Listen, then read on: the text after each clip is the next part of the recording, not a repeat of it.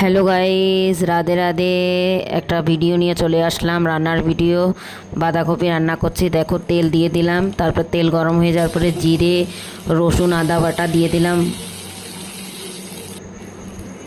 ভাজা হয়ে গেছে। এবার টমেটো দিয়ে মশলা দিয়ে ভালো করে কষিয়ে নেব। এরপরে একটু লবণ, হলুদ গুঁড়ো, লঙ্কা গুঁড়ো, ধনের গুঁড়ো আর একটুখানি দুধ দিয়ে এবার এই মশলাগুলো খুব সুন্দর করে কষিয়ে নিতে হবে। গরম মশলা,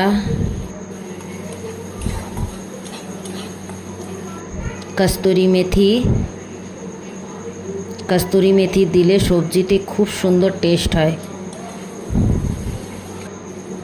এবার আলুগুলো দিয়ে ভালো করে কষিয়ে বাঁধাকপিগুলো দিয়ে দেবো। এরপরে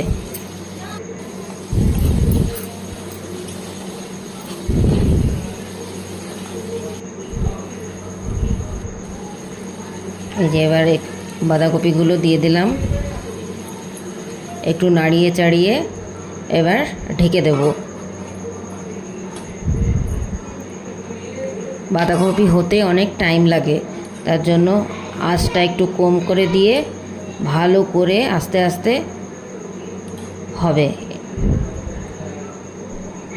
দেখো, প্রায় হয়ে এসেছে। এখানে আমি ধনেপাতাটা আর ঘিটা দিতে দেখাতে ভুলে গেছি, আমি দিয়েছি পরে। খুব টেস্ট হয়েছিল, খুব টেস্ট। তোমরা এইভাবে বানিয়ে দেখো, তোমাদেরও ভালো লাগবে।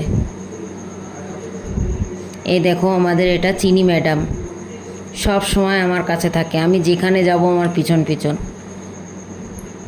এই যে আমি এদিকে রুটিও